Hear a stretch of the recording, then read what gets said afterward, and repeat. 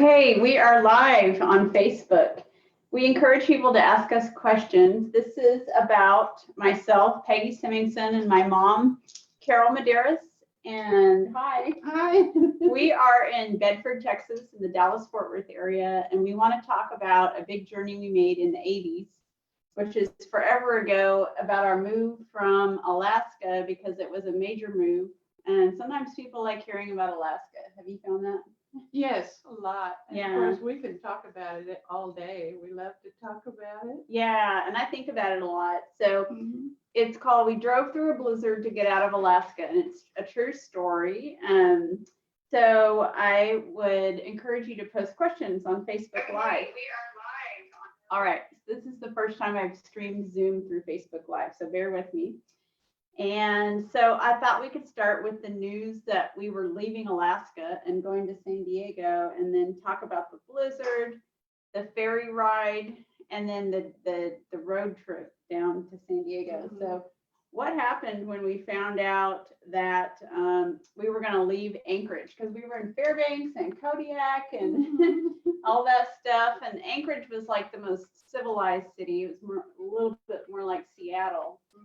The big city. I think I disappeared, sorry. So what happened? I remember hearing that we were going to leave. So what was your perspective? Well, Ray had a really good opportunity to go to San Diego and do some work that he really wanted to do, work with drug enforcement and undercover and things like that, money laundering especially.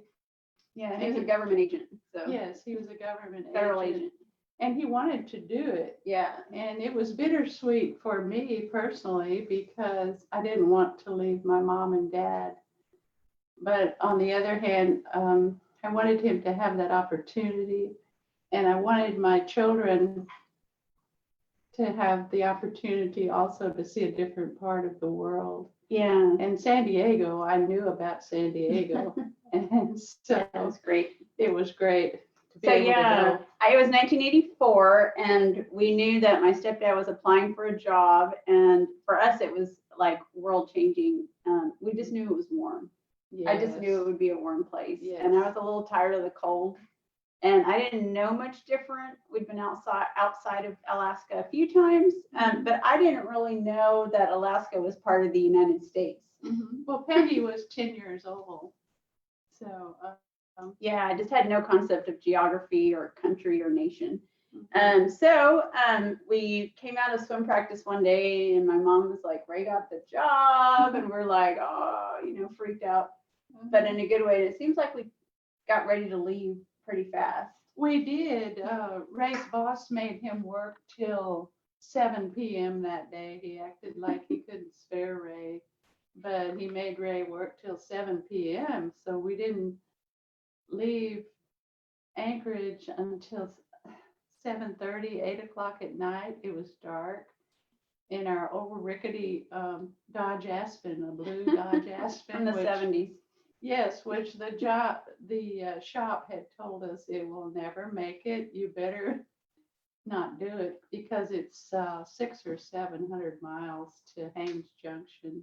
Yeah, so I don't know what we did with our stuff, but we were the ferry was it was not a cruise. It was a really functional Alaska Marine Highway, Yes. very functional transportation. Nice, but functional, so cars could go on it.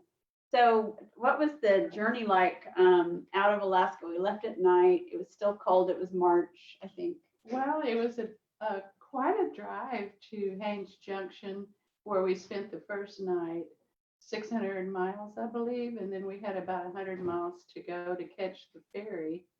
And we were really cold when we got to Haines Junction. We went into a little cabin which didn't have the heat on.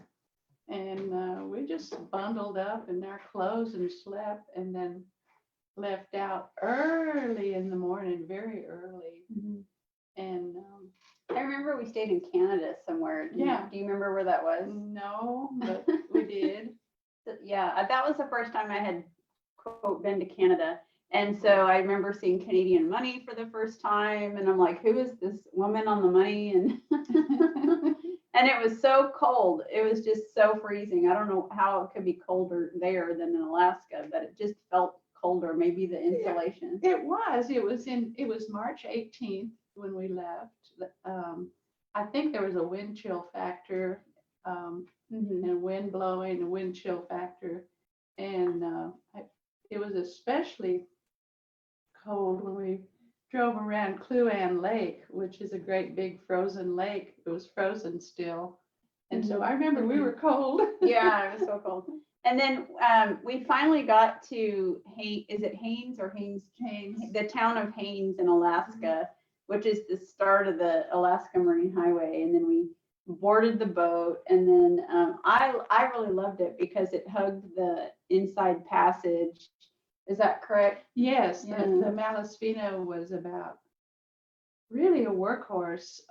It was Of a launched. ship. It Yeah. was launched in 1963, built down in Seattle shipyards, and the Malaspina was named after a glacier, Oh. but the glacier was named after an Italian explorer. Oh yeah. So the Malaspina had many sister ships. It was just the one we were selected to go on. It was a workhorse. It was a real workhorse. I did not know that about the explorer. Captain Cook was one of the main explorers, and I believe, was he Australian? He went to Australia. Sure. We should know this. There's a lot named for him in Anchorage, Captain Cook. So if anyone has questions, post them in the chat. We're glad to see people. I think Klaus is still there. Hey, Jeff's on there in the living room or the dining room. And then what was the journey like? We did get seasick. It got really choppy. It did. It got choppy, and there were something like 80 boats. 80 cars in the bottom of the ship. Quite a few passengers. And one thing, if you go, take your own food because you can't depend on quality. Although it was fine, but you can't depend on the quality or amount, and especially it's expensive. But take your own food, and you can put your belongings in your car as well as your pet. Okay, let's back up just for a minute. I totally forgot to ask, what was it like driving through a blinding blizzard before you got there? And where was the blizzard? We had a whiteout type blizzard around Kluane Lake. And Kluane Lake is one of the most beautiful places you will ever see. But I knew because I had been that way before, but the lake was frozen, and so the wind was blowing on the lake, and it just it created a whiteout experience. We had, as Ray and I drove, you had to kind of feel the ruts of the road, but there hardly weren't any because you were the only ones on the road. But it was very, very the most challenging drive I've ever done because of that whiteout. What should you do if you have a whiteout? Well, it's pretty scary. We were sort of trapped because there's no place to pull over to back in those days. And so we went very slowly. Yeah, that's good advice. Okay, and then I remember, what else do you remember? Oh, my sister sleptwalked on the boat. So what was that like? I have a twin. Well, we were lucky to get one of the berths that they had on a really good part of the deck. Not everyone got a berth with a shower. It was nice. And in the middle of the night, I heard the heavy door to our berth slam shut. And I thought, what is that? It was Amy. And I checked Amy and Peggy's, they had bunk beds. There were 4 bunk beds, and we were all kind of strapped in like your car, buckled in because it was a little choppy.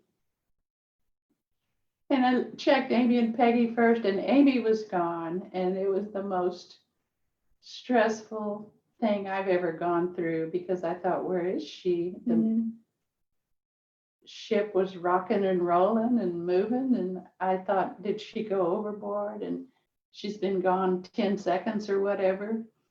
And I woke Ray up in his top bunk and told him, and Peggy was still asleep, and I said, "Dear God, please help us." And I told Ray, "You go that way, and I'll go the other way." When I was asleep. Yeah, and Peggy stayed asleep. And after about 2 minutes, which was a very long time of stress, Amy was sleepwalking, literally sleepwalking, and I found her. I dropped to the floor on my knees and grabbed her and said, "Amy, come with me." And then I had to find Scary. Ray and tell him. Yeah, that's scary to sleepwalk on a boat. Well, I'm glad that's over with. That's one of our major life events. Yes. Sleepwalk. So then from then on, and even when we lived in San Diego, they would put furniture against the front door Yeah. for a long time. So the things kids put their parents through all these years later. That's true. So welcome, Scott Massey is watching. All right. So then we finally are. So what about the scenery? Oh my goodness, if you go down the inside passage, you will love it. You will love it. I guarantee you, you will love it. As you go into the different ports like Wrangell, St. Petersburg, Sitka, I believe Ketchikan, there's others too, Prince George, I believe, they will let you get off and there's a bus waiting for you. Yeah, They're tourist all towns. really nice Yeah. people. They were happy to see visitors and they would take us all around. Like in Sitka, we saw. I remember Sitka. Yeah, I remember Yeah. Sitka. Sitka's spectacular. Beautiful, isn't it? Is it on an island or what's the geography? I think it is an island, but it's close to, the mountains. But in Sitka, we saw an old Russian Orthodox church, Oh yeah. original one. And they just showed us all the highlights. To me, the highlights were God's beauty, the water, everything was just worth your while to see. Yeah, so I remember these they were almost tourist towns a little bit. We saw the major stopping point. So in that way, it was like a cruise route, but we were not a cruise. Right, that's the beauty of it. You're not really a tourist subject to entertainment, but you're seeing the raw natural beauty of God as He created it. Yeah. And it was really a privilege. Yeah, it was great. So we made the journey. We got to Seattle. I didn't know where Seattle was. And when we got there, I didn't even realize, I didn't know where San Diego was. I'm sure you knew. I thought it was near San Francisco. And then what was the drive like after we got into the port of Seattle? Or maybe it was Bellingham. It was Bellingham, but Bellingham. It was Bellingham, and we all four of us had culture shock because of the traffic, the availability of goods and food, and the weather was radically different. The big buildings in Seattle kind of floored all of us. It sounded like we were coming out of a cave or something. Yeah. It really was, for us, a culture shock. Yeah. And Seattle was like the nearest civilized, like when I say civilized, I mean like infrastructure wise had a lot of resources, like big hospitals. So to us, it was like the nearest big town. So like if you need to get a lot of highly technical healthcare, they would helicopter people to Seattle. And I think my grandpa got medevaced a few times. He did. He went to Seattle. Virginia Mason Hospital. For those of you in Alaska, I know a lot of you go there. Or there's a Swedish hospital. A lot of different medevacs from Alaska back in those days. Yeah. So Anchorage, although it was a big town, sometimes you had to leave to get, and Seattle was that nearest town. So anyway, so we were in that nearest town, and it felt like we were one step closer to San Diego. So then, what I remember, being like, where are we going? And what are we getting into? But then it took how long to get to San Diego? Well, it took us about 4 days. We kind of took our time, and we went down the 101 and the 1 part of the time. So I wanted Amy and Peggy to see the Pacific Ocean. Yeah, and so the 101 is I know they kind of overlap, and I know where does the 1 start? I really Is don't that near know. Malibu or some Pacific Coast Highway? Yeah, I believe so. Yeah. And we stopped at, well, we just stopped all the time. Yeah. Enamored. And I had a big, those paper maps you can hardly fold, and I was literally, I disappeared again. I was literally tracing the journey down, Mhm. and then I think I remember stopping in San Juan Capistrano, and that was like we were almost there, and we had buñuelos, and I had never had buñuelos, and I can still taste them now. We went to this restaurant. Do you remember the name of it? Oh, I don't remember. Which sounds ridiculous, but it was good. It's like a fried tostada shell with cinnamon on it and ice cream, and it was so good. Everything was really good for us because I remember we exclaimed about the freshness of the salads and availability of fresh fruits and vegetables, which weren't that common back in those days in interior Alaska. Yeah, and then we got to San Diego and we stayed at the Mission Valley Inn, which is a little bit retro. I think that's where we stayed at first for a little while, like We did. a few weeks, and from there we went to the beach. We went to Ocean Beach and saw the beach. It was great. So that was great. We'd been landlocked so long Yeah, it was that great. to look at the ocean was really Yeah. precious to us. And then we were able to, because my dad worked for the government, we were able to move to, they pay your housing for a couple months. Yeah. So we moved to Point Loma and rented a house. And Point Loma is a peninsula, kind of on the edge of the planet there. And that was great. We went to Sunset View Elementary, and you could literally see the cliffs and the ocean from the school. It was like, wow, spoiled rotten. And then from there we moved. They started looking and bought a house in a suburb called Tirisana, and but we all lived in a studio at one point, and then we moved to Tirisana. But that was our journey from Alaska. Does anybody have questions? Got 6 people watching. What was your favorite part of the journey? Oh my goodness, the favorite part. The whole journey was just a colossal event in our lives because I just felt it was very positive and a blessing. Yeah. Really a blessing with a capital B. What do you think, Peggy? I think Seattle and then getting to San Diego was good. I kind of liked the car ride from Seattle to San Diego a lot, and just seeing things. Everything was new to us, and just eating new food. And I think eating new food. Yeah, it was really a big deal. We didn't have too many choices in Anchorage. No, not really, not then. So anyway, I mean, we missed it, but we really were glad to go. Yes. And San Diego is a paradise, which we miss and a lot. Of course, you can't get more extreme with the weather than interior Alaska and San Diego. It was just really a big difference. Yeah, it was a huge difference, and we just love the weather. Still do, and so I always appreciated San Diego. I don't know that I appreciated it enough.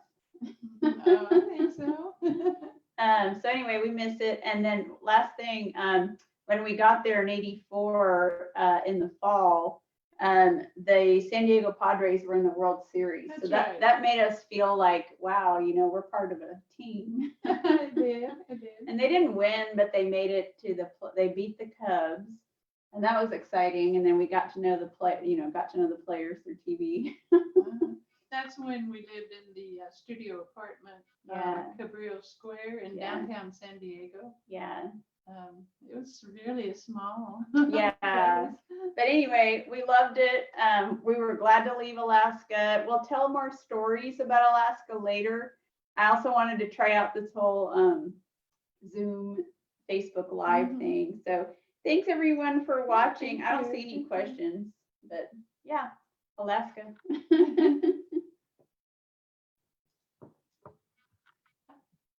Peggy,